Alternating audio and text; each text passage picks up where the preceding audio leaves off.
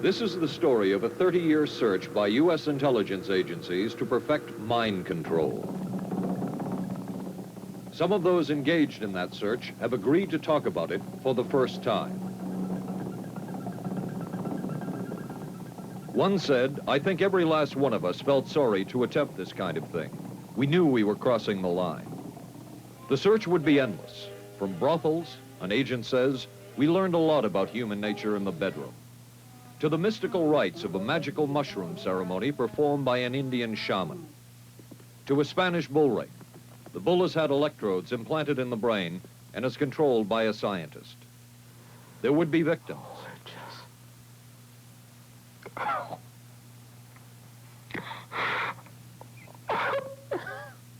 One intelligence agency tried to peel this man's mind back to reveal its deepest secrets. I'll live through it. This man worked on some of these programs. He would write of his work, "It was fun, fun, fun." This is the story of the search for mind control. ABC News Close-Up, Mission Mind Control. With ABC News correspondent Paul Altmeyer. We are not professing to tell you the complete story of these activities. We are professing to tell you the complete story that we know. Right. But these records that we've uncovered don't tell the story. They tell pieces of it. This is a story that has been told in bits and pieces. This is an attempt to pull most of it together. We know we don't have the full story. We do, however, have some striking new revelations and insights. The story begins here, just off the nation's front yard, the Mall. The buildings behind me were the headquarters for the World War II Office of Strategic Services. It was here that the first halting steps toward mind control began. The shaper and molder of OSS was General Wild Bill Donovan. He said of his group's work, "We may have made mistakes, but we were not afraid to try things that were never done before." In this anything-goes atmosphere, Donovan appointed this man, Stanley Lovell, a Boston industrialist, to break new ground in many scientific and technical fields. Donovan called Lovell his Dr. Moriarty, after the fiendish professor in Sherlock Holmes. Lovell liked the name and posed for this Saturday Evening Post photo. He later wrote of his OSS job that it was, quote, "to stimulate the Peck's bad boy beneath the surface of every American scientist and to say to him, throw all of your normal law-abiding concepts out of the window. Here's a chance to raise merry hell." It was in this atmosphere that the search for mind control began. This bizarre man would be an active participant in that search over the next 2 decades. His name is George White, an OSS captain who had formerly been with the Bureau of Narcotics. In his diary, seen here publicly for the first time, White left a legacy of the darker side of American intelligence work. He received his early OSS training at the British-run school at Oshawa, Canada, the same school where Ian Fleming, the creator of James Bond, was trained. White referred to the school in his diaries as the Oshawa School of Mayhem and Murder. Mike Burke, former OSS colleague of White's and now president of Madison Square Garden Center. Very compelling fellow, mysterious fellow, almost mystical fellow. He was fascinating because you knew something about him, but not enough about him to really get a fix on him. He also knew a great deal about the swifter elements of society, the gamier side of life, and he was very impressive in his technical knowledge of the underworld, so to speak. He said one of our men gets beat up. He says, you have to act real fast and teach these guys a lesson. Charles Siragusa, a former narcotics officer and friend of White's. He'll come around, he says, and break your kneecaps. And with that, one guy laughed, and George would always have a little Billy with him. And this one guy sort of snickered. George White turned around and whapped him across the neck with it. Then he picked up a pool stick and started beating everybody up. He made his point. And he made his point. George White was not a man of understatement or subtleties. His boss at OSS, Stanley Lovell, referred to him as deadly and dedicated. In this note from White's diaries, it says, call Lovell regarding TD. TD was a rather transparent cover for Truth Drug. George White worked with the Truth Drug Committee here at St. Elizabeth's Hospital in the nation's capital. They experimented with mescaline, scopolamine, and marijuana on unwitting victims. The committee soon learned there was no easy panacea, no truth drug at this stage. But White and later colleagues would not stop trying. The goal remained the same. As this 1952 CIA memo says, the aim is controlling an individual to the point where he will do our bidding against his will, and even against such fundamental laws of nature as self-preservation. But it was a discovery here in Basel, Switzerland, at Sandoz Laboratories by Dr. Albert Hoffman that led the intelligence agencies of America to believe that they had found the panacea.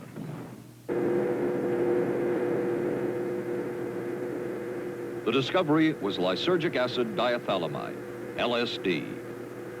The film that you see is considered by many experts to be the closest illustration of the effects of a hallucinogenic. It was one of the first times that anybody had run into a powerful drug that was different than anything else that they knew anything about. John Gittinger, recently retired chief psychologist for the CIA. This is the first time Gittinger has been interviewed publicly. We could disable a whole city by putting a very small amount in a water supply. After all of these years of us, those of us who were involved in looking for this secret drug, this was the only thing that began to look for the first time like it might be something like that.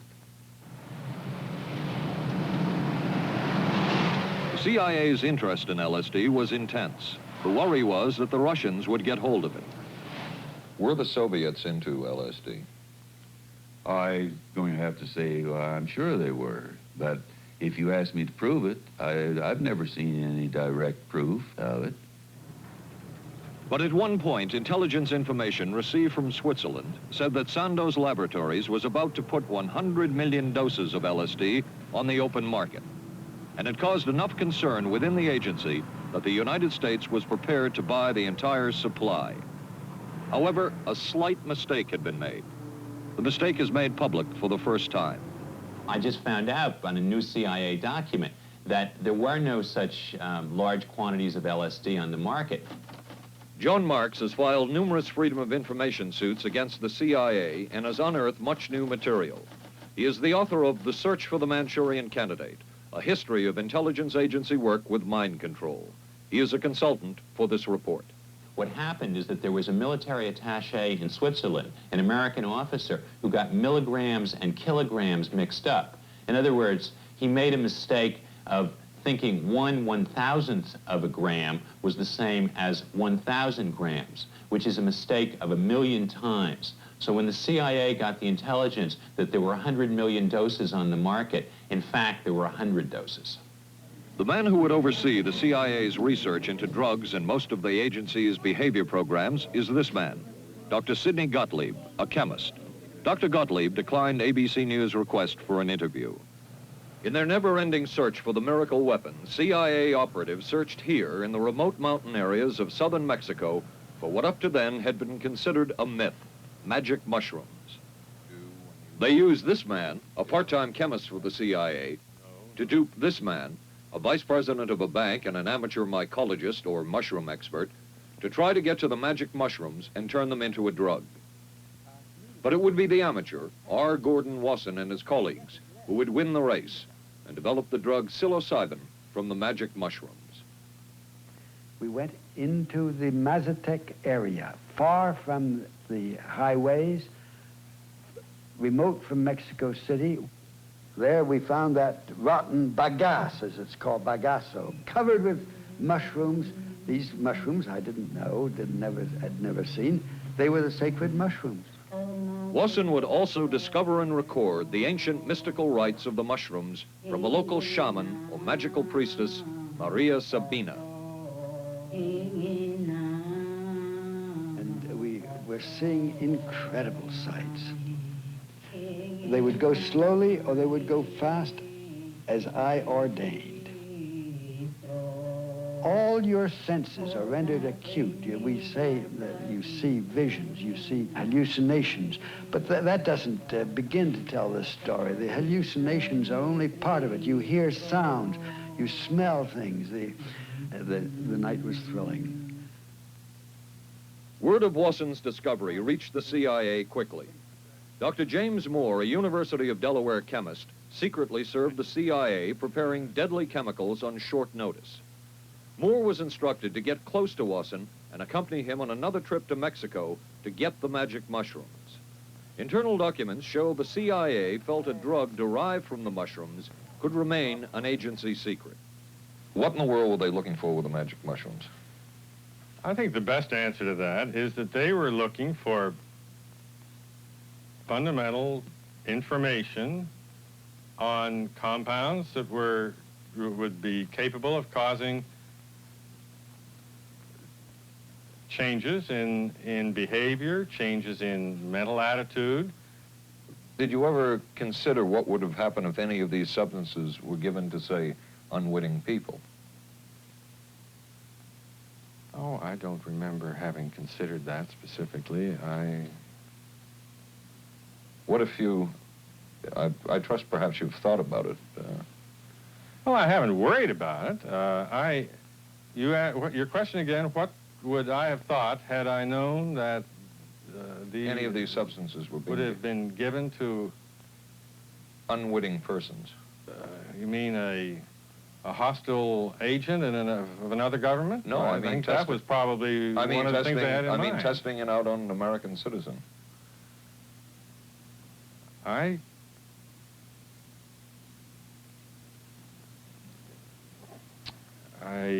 guess I must seem very, very cold-blooded about this, but I don't recall ever having been very much preoccupied with that issue. But many drugs were tested in this way. A decision was made at the highest levels of the CIA to do testing on unwitting Americans. As one CIA document says, such testing would be operationally realistic. A former CIA official who worked on these programs describes for the first time how the decision was made. He did not wish to be filmed or recorded. Thus his remarks are read by someone else. I think every last one of us felt sorry to attempt this kind of thing. We knew we were crossing the line. Every decent kid knows he shouldn't steal, but he does it sometimes. We knew damn well we didn't want anyone else to know what we were doing. The decision was made to do testing on unwitting victims. It was decided they should be on the fringes of society because they were most vulnerable. It was the borderline underworld, prostitutes, drug addicts, and other small-timers who would be powerless to seek any kind of revenge in case they found out. And as their predecessors had a decade earlier, the CIA turned to George White for help. White was now a high-ranking narcotics official, and by this time, the stories about George White were legendary. So the waiter says, "You may help you, monsieur?" And George White was busy talking with me. I paid no attention to the waiter, so the waiter tapped him on the shoulder, says, "May I help you, monsieur?" George White turned around, whipped his gun out, and stuck it in the guy's face like this in this crowded restaurant. George White did not mind bending the law, and he knew the street well.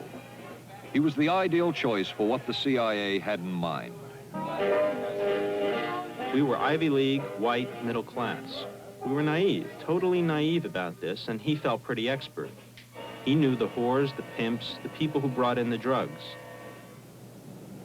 White set up so-called safe houses for the CIA in New York, here in Greenwich Village, and later in San Francisco, in this hotel, and in an apartment atop Telegraph Hill with a commanding view of San Francisco Bay.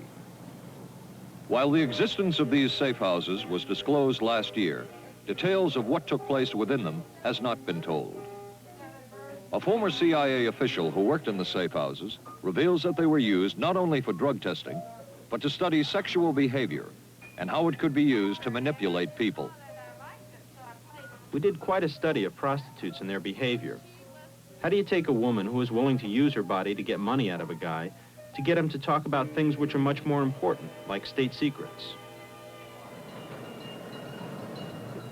We learned a lot about human nature in the bedroom. We started to pick up knowledge that could be used in operations. There would be victims in all of this, but as the agency knew, they couldn't fight back. Some entries from George White's diaries. Clarice gets horrors. Janet, sky high. As one agency memo says, we have no answer to the moral question. The safe houses were not the only testing grounds. Millions of dollars would be spent on LSD research at universities throughout the country. And word would begin to spread on campus about this so-called mind-blowing drug. And suddenly, there was the counterculture of the 60s. I give the CIA a total credit for sponsoring and initiating the entire consciousness movement, counterculture events of the 1960s. Dr. Timothy Leary, the 1960s Johnny Appleseed of LSD. The CIA funded and supported and encouraged hundreds of young psychiatrists to experiment with this drug. The fallout from that was that the young psychologists began taking it themselves, discovering that it was an intelligence-enhancing, consciousness-raising experience. I know that some of the studies in which the CIA had supported used as subjects people who later became strong proselytizers of LSD. So in that sense, yes, I think that did sustain the perpetuation of the use of the drug. And it's rather ironic, isn't it? The counter case that I would make in relationship to that is to remember that the people who were doing the research were people who would be doing the research regardless of who was the sponsor. I don't think anybody working in that time in the remotest ever thought that it would blow up into the kind of thing that it did.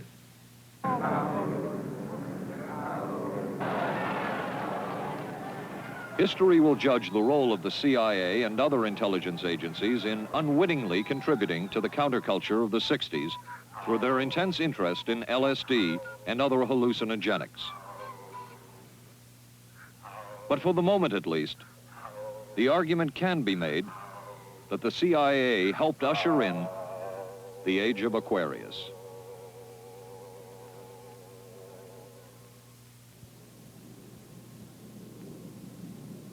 Covering a span of history such as we are in this report, one can get sidetracked by the so-called glamour and mystery of espionage work or by the exotic qualities of some drugs. But what you can't lose sight of is what all of this would mean in terms of individual human beings. There would be deaths, there would be long-lasting and harmful effects. The best-known case is that of this man, Frank Olson, a chemist employed by the Army Chemical Corps, who in 1953 was slipped LSD unknowingly at a meeting with CIA officials. Shortly after that, Olson went into severe depression. He ended his life at this New York hotel by diving through a shaded closed window in his 10th floor room.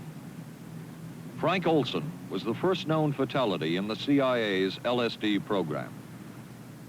Olson left behind a widow, Alice, and 3 children, but it would be years before they learned the real story of his death.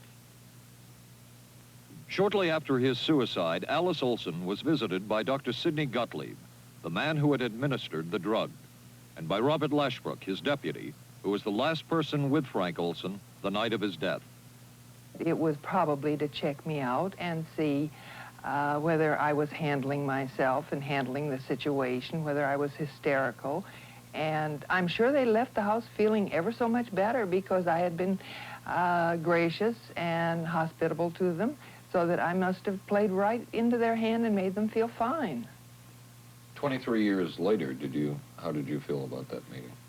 My anger was unbelievable at how I had been duped for this length of time, and the anguish which was unnecessary. Anyone who knew during all of those years never told Alice Olson the real story of her husband's death. She would discover it by accident more than 2 decades later. In essence, it was a 22-year-long cover-up. Lyman Kirkpatrick was Inspector General of the CIA at the time of Frank Olson's death. But had not the Olson case occurred within the secret confines of the CIA, Would not this case have been a prosecutable case? Perhaps Definitely, I manslaughter? would think, very definitely prosecutable, and certainly from the point of view of of Mr. Olson, why it should probably have been actionable. Frank Olson's suicide slowed down the CIA's testing of LSD and other drugs, but only momentarily. The CIA was not the only government agency interested in the possibilities LSD and other drugs presented for mind control. The Army Chemical Corps first started working with the CIA and then branched off on its own. It too tested drugs on unwitting victims, and a death would result.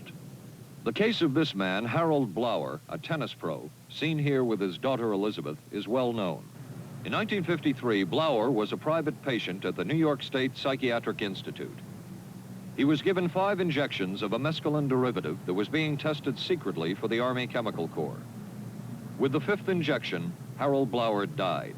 As with the Olson case, a 22-year cover-up followed, until finally the Army admitted the real details of Blower's death. Since the initial news stories of Harold Blower's death, close to 5,000 documents, previously classified, have been released by the Army and obtained by ABC News. They provide valuable insight into Army activities at the time of Blower's death and where the Army went from there with their own drug testing program. From a previously classified deposition of Dr. James Cattell, who administered the mescaline derivative, on the purpose of the drug testing, to produce symptoms similar to those that you see in schizophrenia, on how much the patient knew about all this. We didn't delineate all the possibilities of what might happen because then you contaminate your experiment. Cattell then relates that he never even knew what drug he had given Harold Blower because of the secrecy of the Army experiments.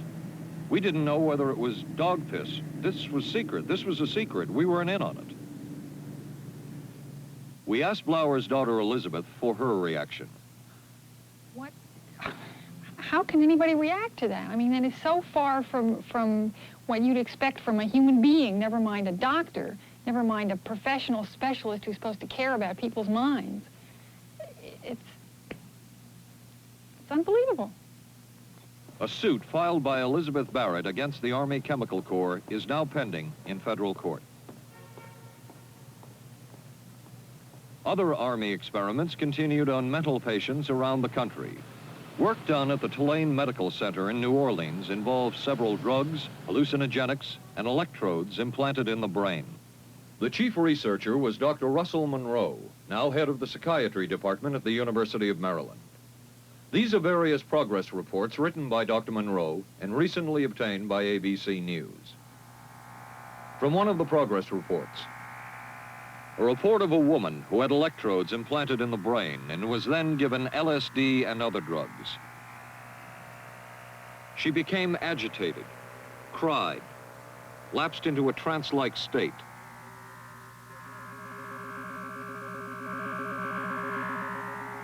Felt as if she were about to have a convulsion, experienced waves of darkness and light, had bizarre sensations in her neck and legs, said somebody was trying to manipulate her body. At this point, Dr. Monroe wrote that the woman was obviously having paranoid ideas. As a layperson, perhaps you can enlighten me. What therapeutic effect would the type of experiment that I just described have on a patient? Well, the therapeutic effect would be indirect. Was this patient aware that she was being given LSD? Yes, I mean, they were told that they would be given some medication, and they should have... Specifically LSD? Well, we told them, I don't think that they would have even known what LSD was then at the time. They were told that they were going to they would be given some medication which might make them feel worse. Dr. Monroe, what do you think the Army Chemical Corps was looking for in all of this testing? They were looking for an incapacitating agent, an agent that would not harm the person permanently, but would incapacitate them temporarily. That seemed like a humanistic way to wage a war, if war is necessary. When James Thornwell was given LSD by Army intelligence in 1961, this time it was no experiment. This time, the express purpose was to peel back Thornwell's brain to bear any secret within it. This time, the Army had gone operational. Thornwell, as reported on ABC last January, was an Army private stationed in Orléans, France. Classified documents were missing from his unit. Thornwell became a suspect. His 2.5-month interrogation included administration of sodium pentothal, hypnosis, isolation, and deprivation of sleep. Army documents obtained by ABC News refer to this interrogation as conventional. Despite this severe questioning, Army intelligence was getting nowhere with Thornwell, and it was decided to slip him LSD. For 16 years, Thornwell never knew what had hit him. Tell me about the acid. I'd rather not. It's a bad trip. It's a bad trip. That was a bad trip. The pain was so excruciating, felt like somebody was sticking me with 1,000,000 pins. You know, just everywhere. Oh, it just... Oh.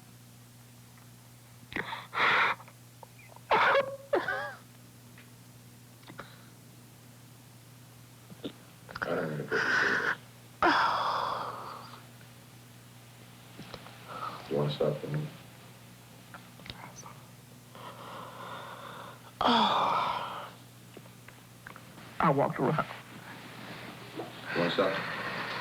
Oh, I can talk. I'll live through it. I'll live through it. I'll live through it.